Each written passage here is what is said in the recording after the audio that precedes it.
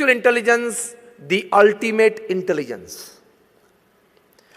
Co-authored by Dr. Ian Marshall and Dr. Dana Zohar. In this book, they have surveyed more than about 3,000 successful people upon this earth. Successful not just in business, successful as a businessman, as a father, as a husband, or as a wife, as a mother, as a brother, as a sister, as a neighbor, as a relative, as a friend. Successful in all walks of life, in all roles that a human being normally plays in his life. Long interviews with them, their past, present, studied well, and they have listed out that a person who has spiritual intelligence, how he stands out from people who have just IQs high or even IQs plus EQs high. Listed out 8 important aspects. I don't go into the details of it. I'll just list you out. People with high SQ, or if you want to develop a good SQ, the other way around, you need to work upon these 8 areas. The first is flexibility to change.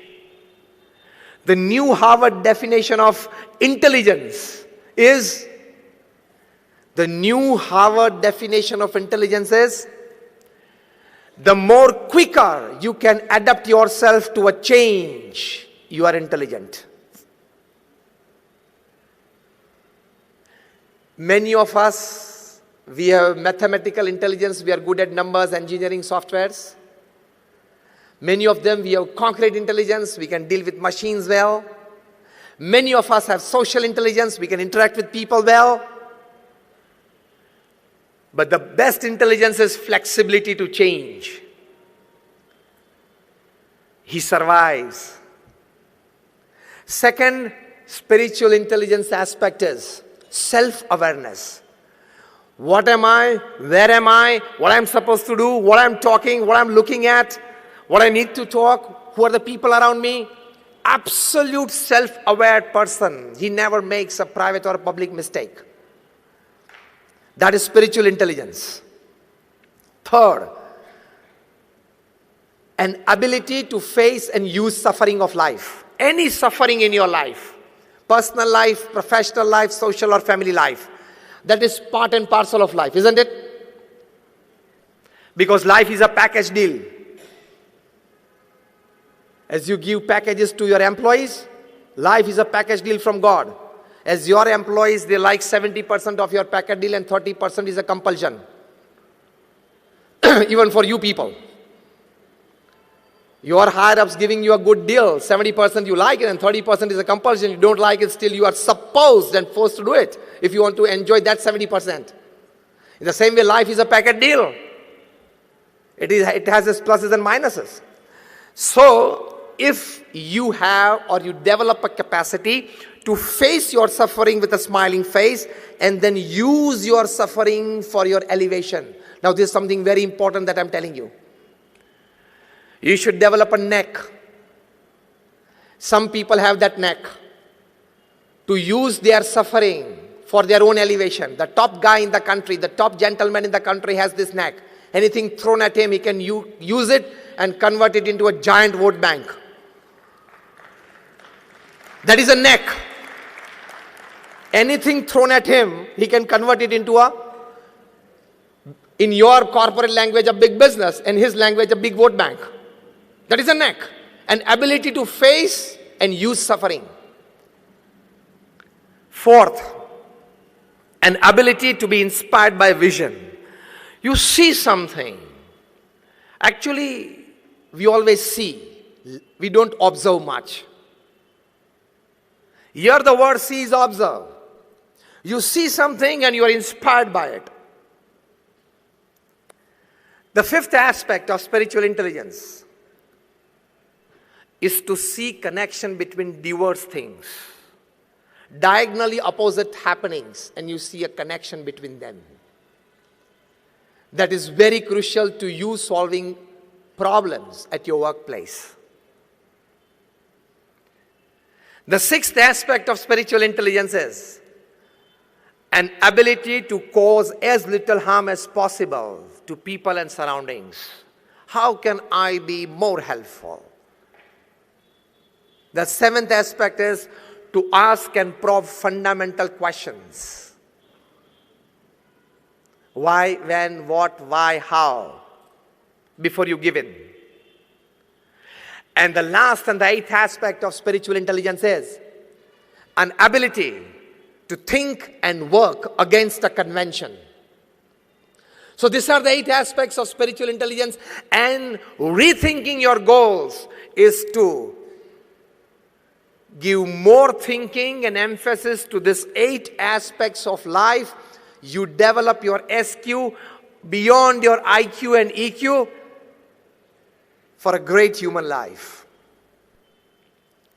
So when you are deciding the goals of your life, take your IQ into consideration, take your EQ into consideration, take your SQ into consideration. Intelligent quotient, emotional quotient, and spiritual quotient. Now this is taught by the top class management gurus, top class social relationship gurus, and top class health gurus upon this earth. For this teaching, they charge you $500 a day. You are getting FOC now.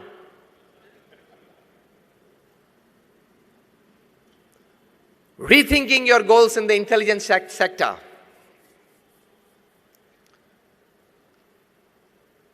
Let me pin you a bit. You all will get a chance. You already got a chance many times, and you will get in future for a shortcut to rise, for an unethical path to rise. If you go for it, you will have easy and quick buck at the end of the day. But one day, you can be a big loser. Never ever adopt unethical practices to grow. This is the most urgent need for a working man today in the world. You remain wedded to ethical principles at your workplace, in your personal life. The growth may initially, you may find it slow, but it would be concrete with deep foundation. Nobody with unethical practices, if at all he has grown, he has stayed there, okay? Because I emphatically put forward a statement when talking to the corporate world. I tell them that your intelligence, your academics, your talents, your experience, your backgrounds, your platforms, your support systems can open any gate for you, but only your character can keep that gate open. You lose out on that, and you are anybody. Whoever you are, whatever you are, wherever you are, you can become zero from hero within seconds. Even if the name of your company is Satyam and you go for Asatya practices. A guy of 8,000 crores, 7 years rigorous imprisonment. Even if you are the king of the skies and you go for unethical practices, you have to leave India without an Indian passport. The guy is being brought back, already ordered by the UK court. When he comes and opens his mouth, he will put many people in trouble. Things will come, times will come.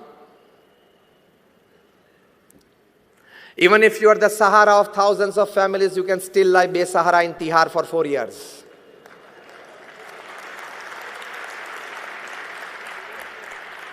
Don't go for unethical practices. Even if you are a spearhead pace attack of India, Indian cricket team.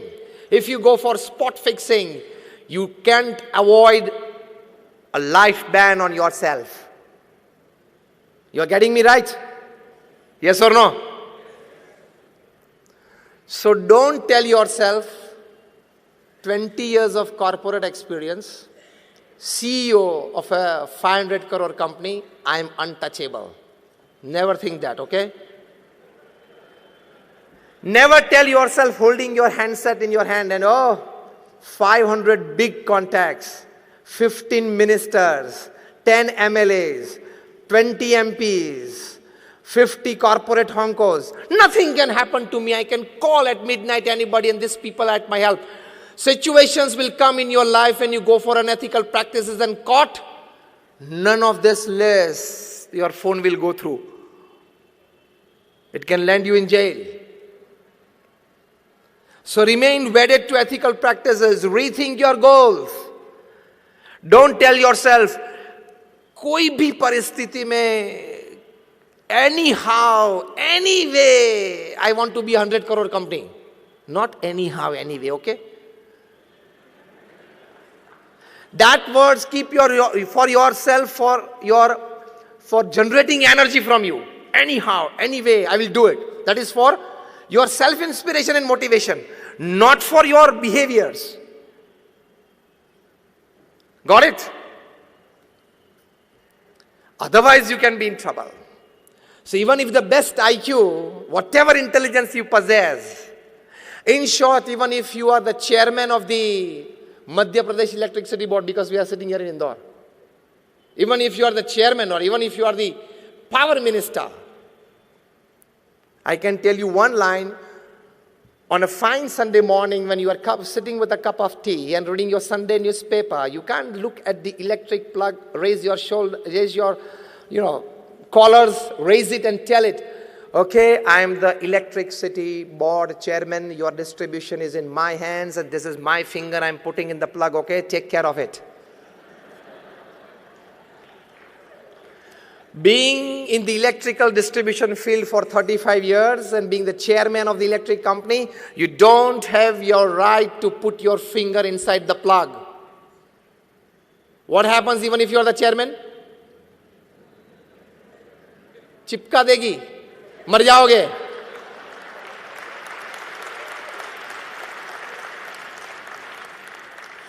Because electricity doesn't know your power, your position, your status, your wealth, nothing.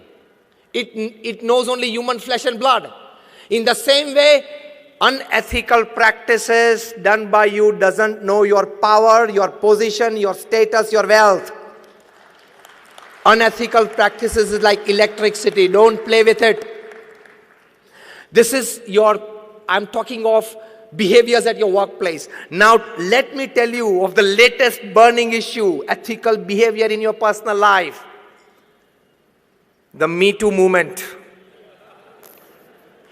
Very less speakers would talk on this. The day it came out, I decided to talk in public as well. I've been talking since last about 6 months on this. Remain very ethically wedded to your personal character as well. This is more powerful than unethical practices at workplace. It can ruin you. It can ruin your career. It can ruin your family. All your goals thought in your teenage, young age, and the start of your professional career will go all in vain within seconds.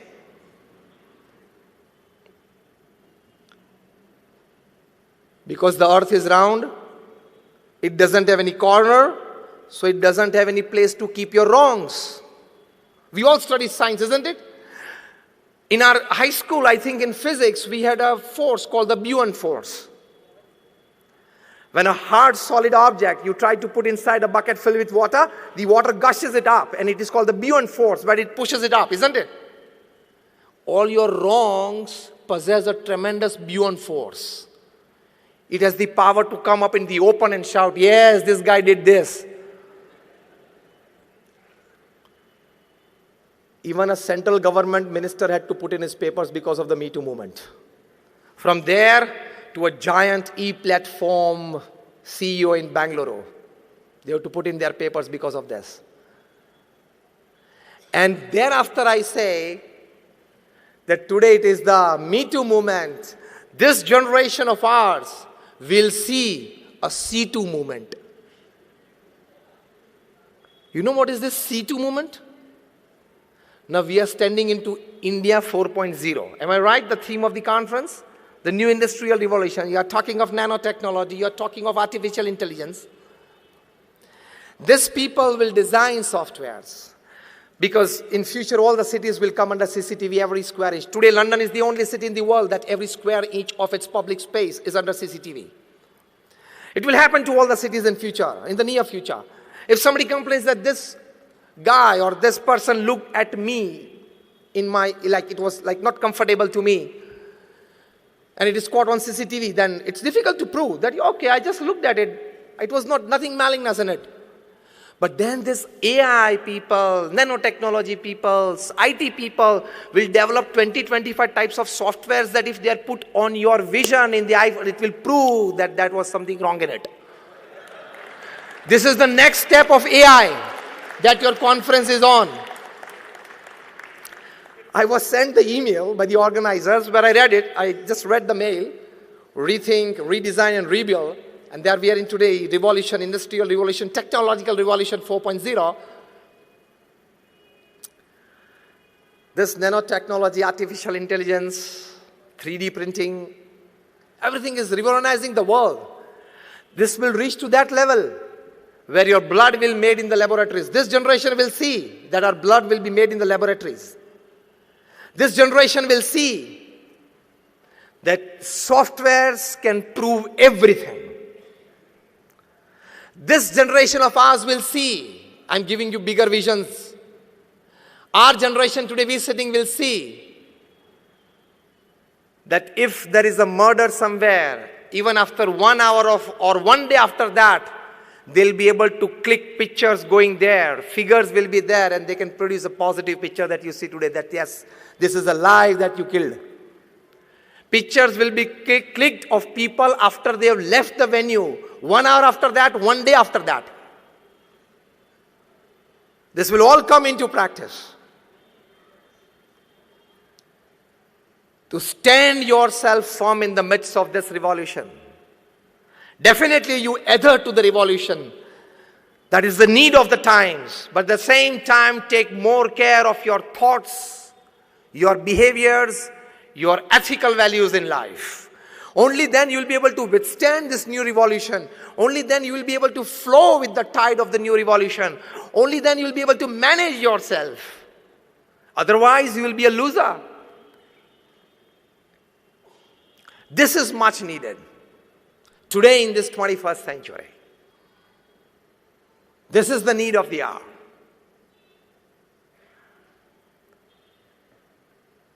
So this is India 4.0. Added value to it is what I'm talking to you. Added enhancement to it, this is what I'm talking to you. If you decide to grow, basically there is a misconception among us. You increase the turnover of your company, and people also tell you, you also start feeling that I have started becoming successful. Isn't it? Yes or no? No. There is a big difference between growth, progress, and success. If you increase the turnover of your company from 50 crores to 100, from 100 to 500 crores, it is called growth. It is not success. Let me redefine you the definition of success. Increasing your materialistic possessions in all ways is your growth. That growth, if it is aided by ethics, ethic means discipline, means honesty, means norms, it is called progress. So growth plus ethics is progress.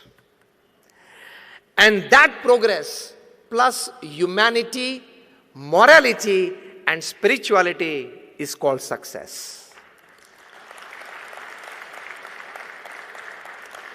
So again I tell you, your turnover increased from 100 to 500 crores, you are not successful, you have just grown.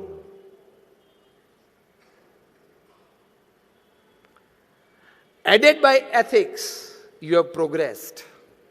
Aided by moralities and spirituality in life, it's called success. Because even after having $100 million in your bank account and you are not happy from within, you have just grown, you have not been successful. Successful word itself includes stability, happiness, and peace, along with all types of your growth and progress. Now rethink your goals. You just want to grow or be progressive or want to be successful? So now, according to this definition, just raise your hands. How many of you want to be successful? That's fine, all of you. Be clear in your thinking. There is this difference between growth, progress, and success. Be very clear about it. Only then you will be able to rethink your goals and redesign your path to rebuild yourself.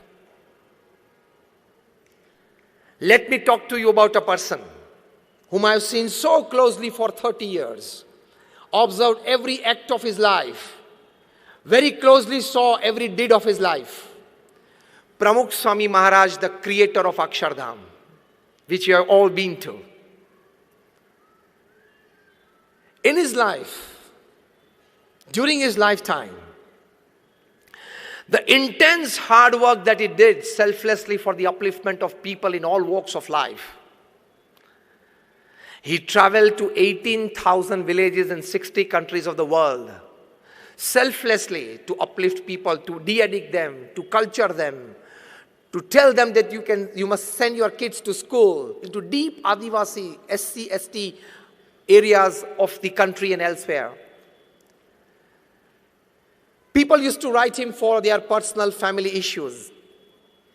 Such more than 7.5 lakh letters he read and answered in his lifetime at an unbelievable average of reading and answering more than 70 letters a day without a Sunday for 45 years. Not just blessings, a clear cut, do this or not. If you go back Monday morning to your office, anywhere where you come from all over the country, and you open your mailbox and you find like about 15 mails, 20 mails to answer before lunchtime, what would you feel? My goodness, first half gone. Pramukh Swami Maharaj answered 70 letters a day without a Sunday for 45 years. He met more than 500 people a day, personal audience to them, listening to their issues and guiding them well.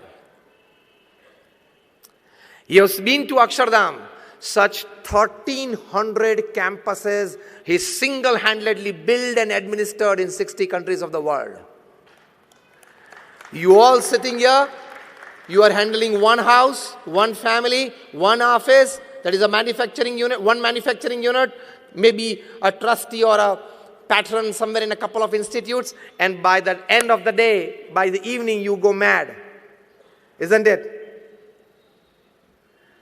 He single-handedly erected and administered well more than 100 hospitals, schools, hostels, and colleges. You go on number 8 National Highway from Abu to Mumbai, every 50 kilometers you will find our institute.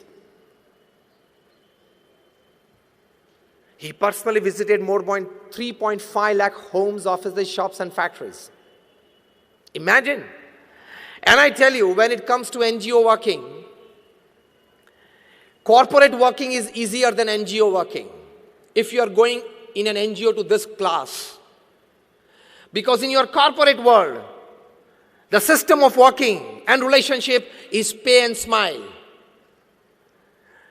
Your pay is liked by your employee, and so there is a smile on his face, and your employee's work, you like it, so there is a smile on your face. So you are paying him in money, he is paying you in work. So it is called the pay and smile relationship. What we in NGO, when we are full-time in an NGO, the relationship and the working model is serve and smile relationship. You have to serve and smile. For 26 years, for example, I'm doing this. I don't have a bank account. I don't touch money. I don't keep money. I don't wear ornaments. I only 2 pieces of cloths. And this footwear I'm wearing is just the third in 26 years. But can you see a little lesser ounce of happiness on my face than yours? Serve and smile relationship. You enjoy much better. But when you are guiding a huge institute of the class of the BAPS organization that I come from, where you have to take care of people's emotions, of their wishes, of their likings. In your corporate world, you have to take care of this, but on a very little lesser way. If you don't like, you can hire and fire. Here it is not that. So guiding a huge NGO is more difficult than guiding a huge corporate. There Pramukh Swami Maharaj was extremely successful. He initiated more than 1100 saints like me.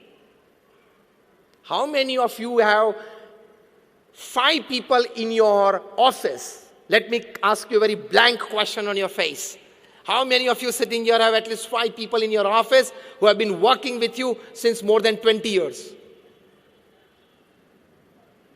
Not more than 10 hands raised. So here comes the importance of serve and smile relationship. Of the 1100 saints that we are in the organization, more than 750 of them are graduates, postgraduates, chartered accountants, doctors and engineers. Out of them, more than 150 of them are born American and British citizens. Out of them, more than about 50 of our saints are graduates, postgraduates from Carnegie Mellon, Yale, Keelung, Harvard, Oxford, Stanford. Many of our saints have left aside $100,000, $200,000 of job. So Pramukh Swami Maharaj was successful in initiating young cultured mind into mainstream social service, mainstream spirituality. There is a huge success.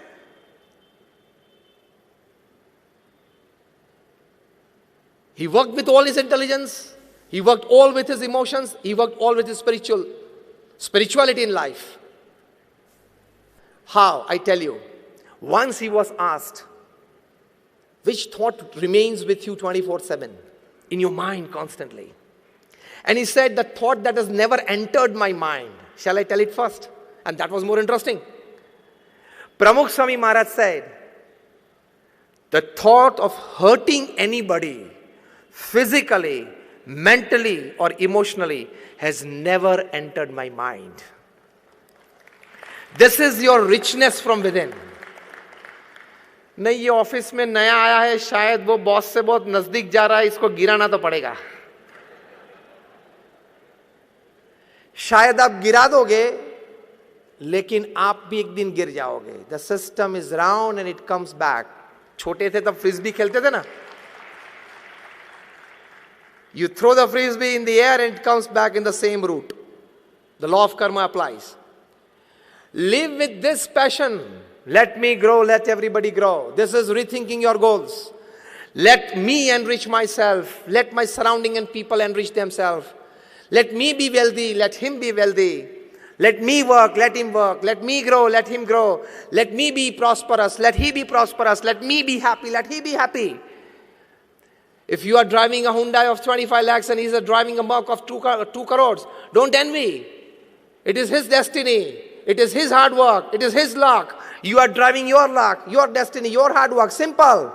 Remain satisfied. This should be your goal in life.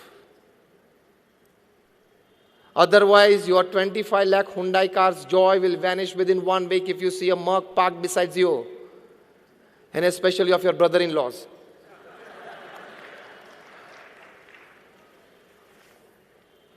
Rethinking your goals is this. Materialistic possessions are not everything in life. Life is much beyond that. If you haven't read good 200 books in your life, you will never grow as a human being. But you don't want to read it because you feel that everything is on the screen, on my mobile, on my iPad. I'm not against it. I also use a mobile, I use a laptop, I have an iPad, I have a full-time office.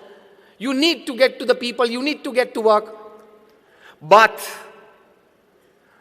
don't become a slave of it. Today in this India 4.0, when you have your theme, rethink, redesign, rebuild, let me tell you, be tech savvy, but don't be tech slavey.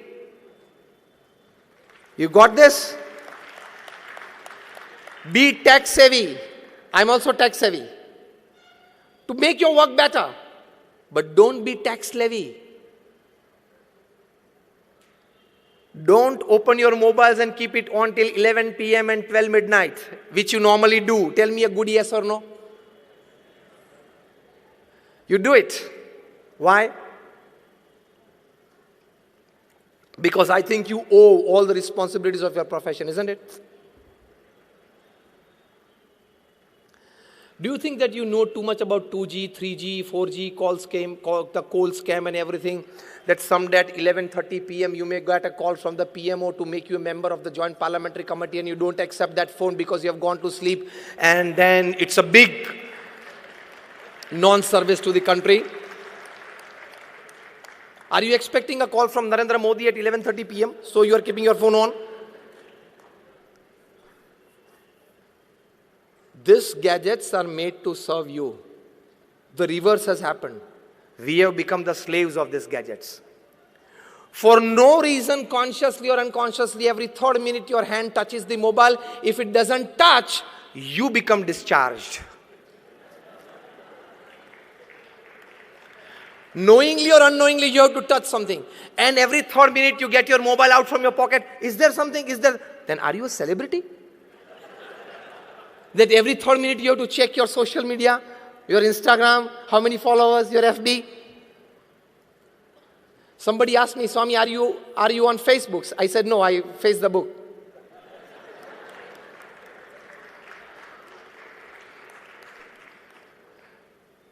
You need to give a good thinking to life. Otherwise, your life will end. 80 years will go. And at the end of your life, you will feel, my God, gone? Read a good book. I again give you a good book to read.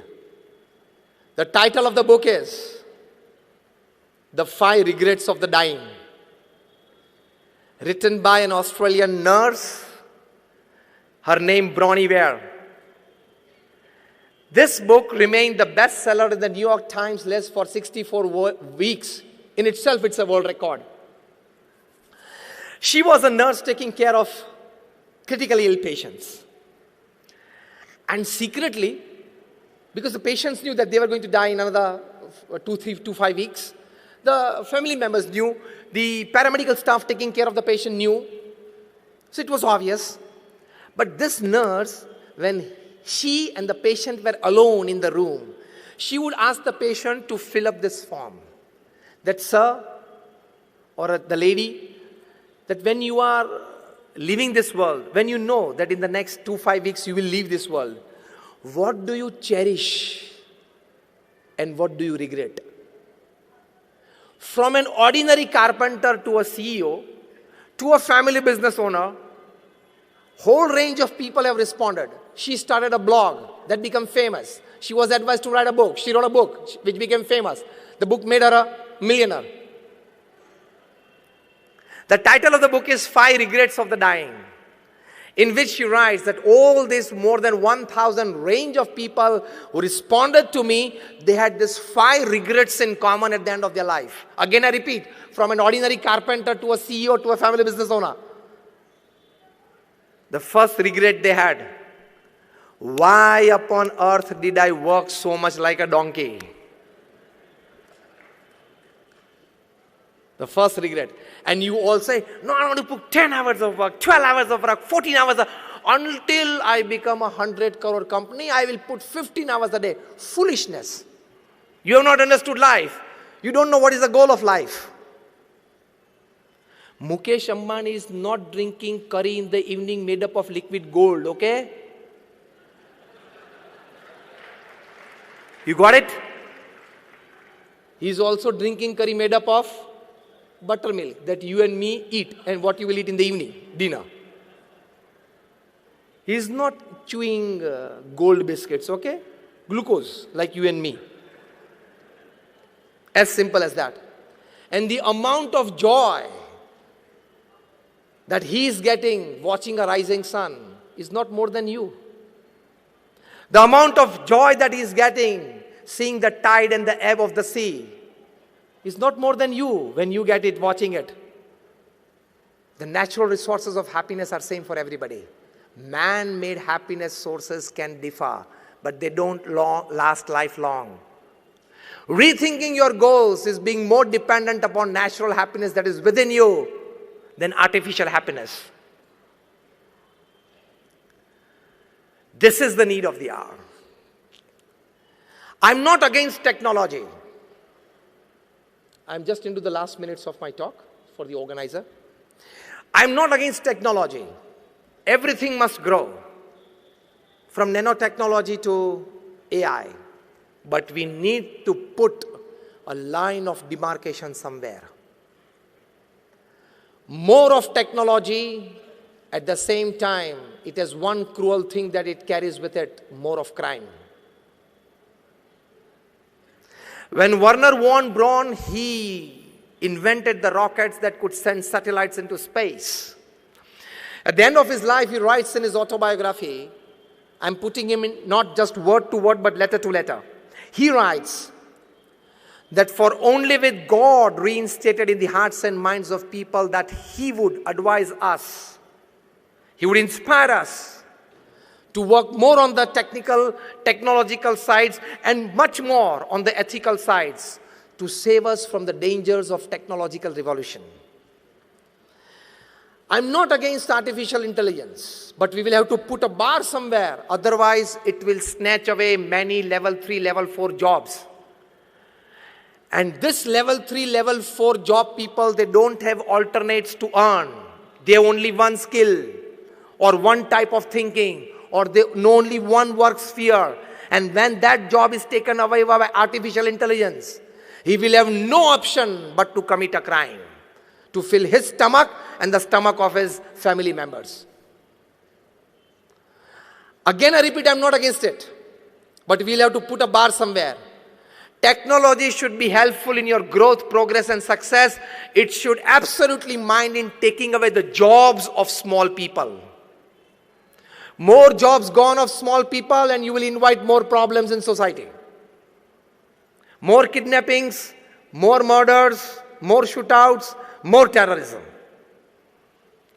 So you will have to put a bar of demarcation, a bar of discrimination, a line of control. To what extent we can go in this sphere? If machines will start doing everything, what will you and me do from the morning? And from early childhood, we have heard and learned a proverb, an idle mind is a devil's workshop. So your and my mind will be devil's workshop after full development of AI. Then what will we do? Commit crimes. No other business. So this is also a small but a very important aspect that we must consider, which is very much necessary, rather absolutely. Coming towards the end of my talk, when you decide the goal of your life, many of us have decided, but rethinking to it, being a smart professional and a great human being, that is the combination. Keep faith in God. Keep faith in His doership. To work, when you go to work, tell yourself that nobody is going to help me. I have to work my way. And at the end of the work, don't think much about success or failures. Give it to God. Let Him give me the result. My job was to put my all resources that I have into my project. Rest, He decides, I accept it. That will give you a wonderful, peaceful life. Because if there are 10 factors affecting the success of your project which are in your hands, there are 100 factors that affect the failure of your project which are not in your hands. Here is where Lord Krishna tells Arjuna in Srimad Bhagavad Gita, Karmanyevadhikaraste ma phaleshu kadachana. Krishna tells, today top corporate honkos are trying to accept this. What did Krishna tell? He tells Arjun, now remember or listen very carefully. Arjun, your job is to perform your duty well. Put all your resources to bring success to you. But final result, I will decide. Whether to give you, not to give you, how much to give you. This is very clear. I can prove this to you practically today, right in front of you. Logically, I can get a yes from you when I ask you. All of you have an experience all of us have an experience that sometimes we planned very well, we executed very well, and yet we did not reach the peak of success that we wanted, lesser success, or sometimes we failed. Yes or no? The other way, again a yes from you. Sometimes you planned less. It was all in a hurry. You were not satisfied by the execution of it, and yet you got results beyond your imagination. Yes or no? Tell me a big yes. It has to be yes. That means sometimes it's the best of planning, you got lesser things. Sometimes the worst of it, you got more things. That means some factors invisible to you are getting applied on it, which are beyond your control to bring successes to you. That is decided by God.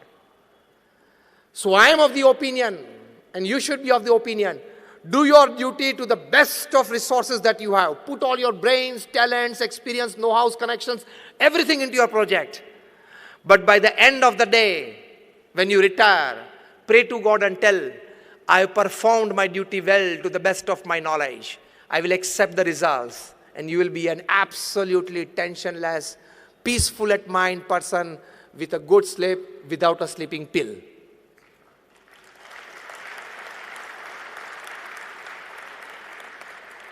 This is how Pramukh Swami Maharaj worked. When Nathubai Patel, the general manager of the Alcohol Engineering Company, he asked Pramukh Swami, I've seen you in all the activities of the day.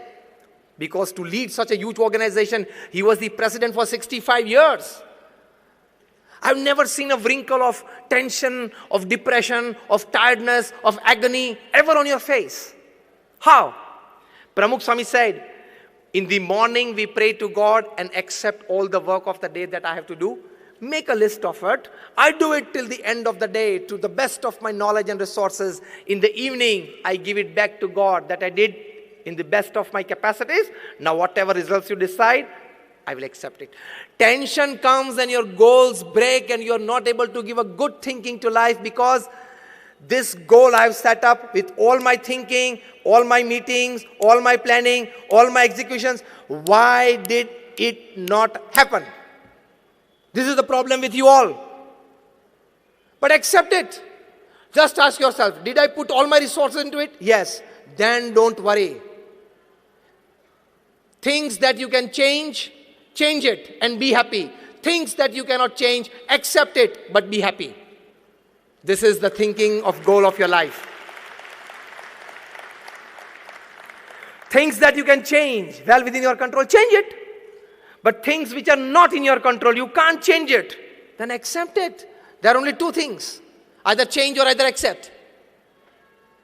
But you are of the mindset, see, I am an MBA from London School of Economics. I am being told by my professors that you can do anything you think. You can carry out any project successfully that you design. Why is this not happening? That professor teaching you at LSE is all theory, and now this is practical. You can't learn horse riding in library and go on the horse on the first day without a trainer.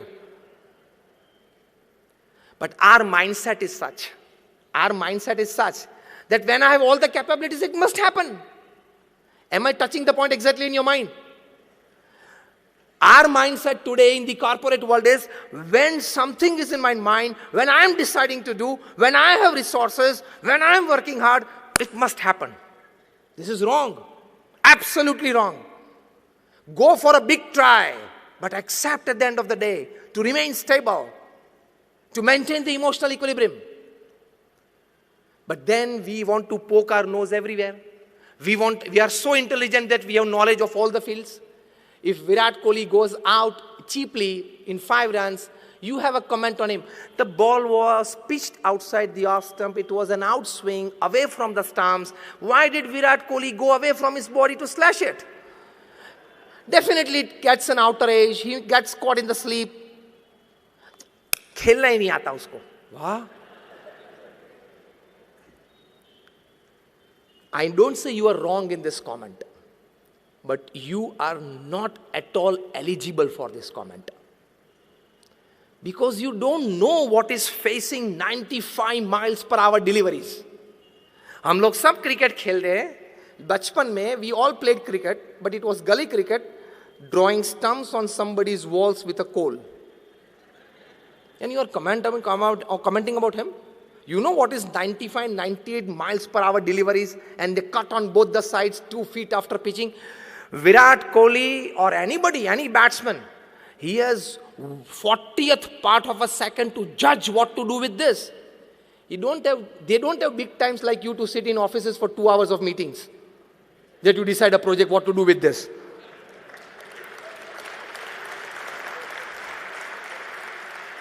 आप ये mindset में हो, हाँ 2 घंटा चर्चा कर ली, अब तो सब कुछ तैयार हो गया, अब तो होना ही चाहिए. He doesn't have that. He doesn't have everything on paper. Every delivery is a new one. He has 40th part of a second to judge what to do with this delivery. And a small mistake and he's gone. And the whole country is up. And we sitting here, we don't have an experience, slightest experience, not even an ounce of experience of what is emotional pressure to perform when 50,000 people are staring at you. None of us have this experience. And millions watching you live on TV. Virat Kohli has to forget millions of his fans, millions of live watchers, millions of TV watchers, his companies that and products that is endorsing, nothing, the line and length of the delivery. When I talk to students, I tell them the amount of energy that Virat Kohli uses in one day, if he plays the whole day in his concentration, is the amount of energy that a 12th standard student uses in last 3 months of his preparation of exam. Tremendous energy and concentration. And you start commenting about him? Rethinking of your goals. Remain restricted to yourself. Go deep in your field. Have superficial information about things so that you may be in the society. Go deep in your field and enjoy your life. You are all here, and me too, are least concerned why Trump won over Hillary in Philadelphia, in Florida, in California. We must only know that he won against Hillary and he is now the president of US. Philadelphia में ये issue था, Florida में ये था. Why are you concerned sitting here in Indore? You open up page 3 in the morning. You are a fool. Why are you opening it? Why do you want to go deep into people's lives?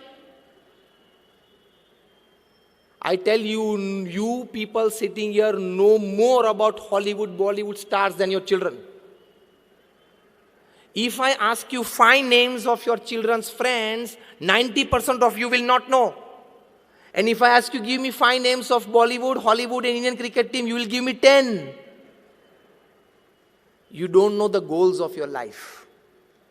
You and your family are top priority. And I give you in one sentence all the stories of page 3, right from the day it started to the day it will go. Shall I tell you? So you don't have to open page 3 every day in the morning. Every morning 2 people come together, and every evening 2 people who had come together yesterday, they parted. This is page 3 story. Every morning 2 people come together, an actor and an actress. And every evening, those 2 who came together yesterday, they parted. These are stories of page 3. Why are you putting yourself into that gossip? And then you pick up the phone and tell your friend, pata chala tere ko usko ye ho gaya. You are a fool.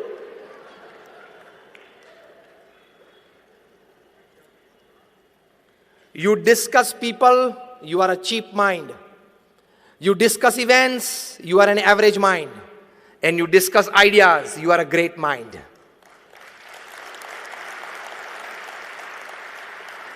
Now check your category. Now check your category, which type of mind you are by the type of the discussions and the activity that you do. Faith in God is stabilizing yourself by your thought processes.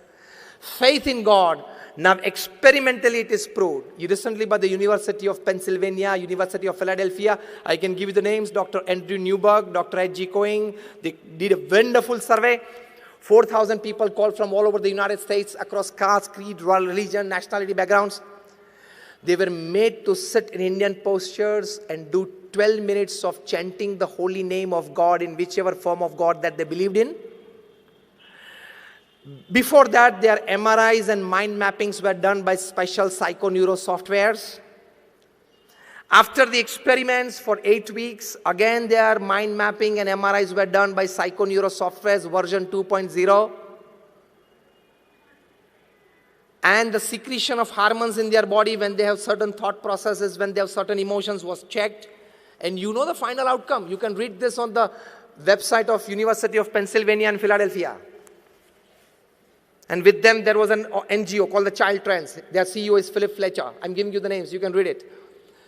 They found out, it was an absolute scientific experiment, that 12 minutes of chanting the holy name of God in the first age group from 4 to 12 age children, they found that they had 23% increase in their memory power.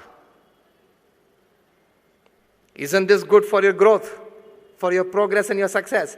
In the age group of 12 to 22, teenagers and youngsters, 12 minutes of chanting the holy name, they found at the university, these two scientists by their psychoneuro softwares, that they had 15 to 18% increase in their willpower and confidence. Isn't this a big gain in life? The third age group, 22 to 60, most of us that we are sitting here today, working age group, they had about 15 to 20% increase in their buffer capacity.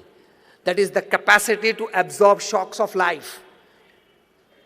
क्योंकि जितने भी shocks आते हैं ना ये age group में आते हैं 22 to 60, personal life, family life, professional career, everything, professional career सभी में इसी में आते हैं. And the last age group was 60 to 80, that is retired and old age people, chanting the holy name of God that they believed in for 12 minutes a day. The psychoneuro softwares at the University of Philadelphia, it proved that this age group had an amazing 20% plus increase in their strength of immune system, जिसको हम रोग प्रतिकारक शक्ति बोलते हैं.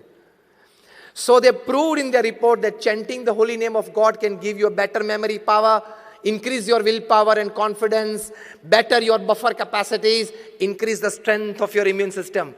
Isn't this a very big advantage? You people are businessmen. Anything FOC, you like it. This is FOC. Chanting the holy name for 12 minutes, you don't have to give anything. Even when you are bathing, even when you are doing your morning course, you can have it seriously. But sitting at one place and doing is more advantage. But such big advantages.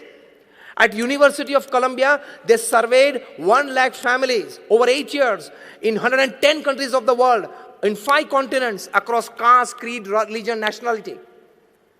And they came to a conclusion that a small religious activity every day, like chanting the name of prayers and everything, it gives you better health. It increases the academics of your children. And more importantly, they finally said that it has the capacity to increase your tolerance level and increase your acceptance level for a better family life. There are advantages. So, rethinking your goals, principle in one line of all that I talked today, is don't just go for your materialistic pursuits, your wealth, your status, your fame. At the same time, try to be a great human being where you have all the good values and virtues. You distinguish yourself from an ordinary animal life. You remain satisfied with your life. And at the age of 80 or 90, you can put your hand on your chest and tell yourself, yes, I lived my life.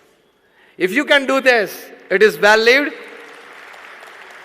So finally, understand the difference between fun, joy, happiness, and bliss. We all take fun as ultimate happiness. I just exemplify by one line, then I will end my talk.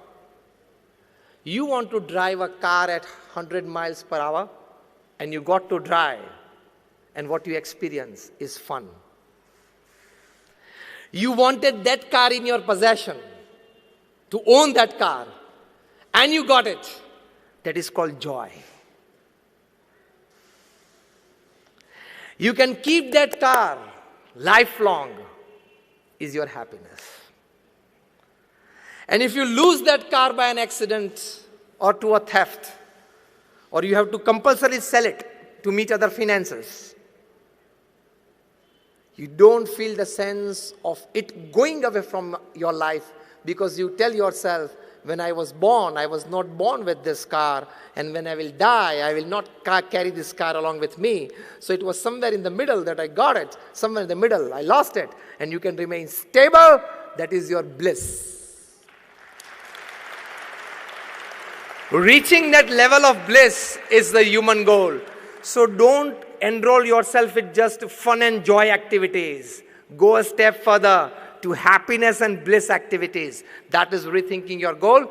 My all prayers for all of you. Thank you for patiently listening to me. And I definitely pray at the feet of my Guru Pramukh Swami Maharaj and present Guru Mahant Swami Maharaj to bless us all with this wonderful thinking. May we all better our own lives. May we all sitting here become one small factor in developing, enriching the lives of people around you, thus enriching the environment. And we just not want to leave a better world for our next generation. We want to leave a much, much better enriched environment for our next generation. My all prayers for all of you. Thank you very much.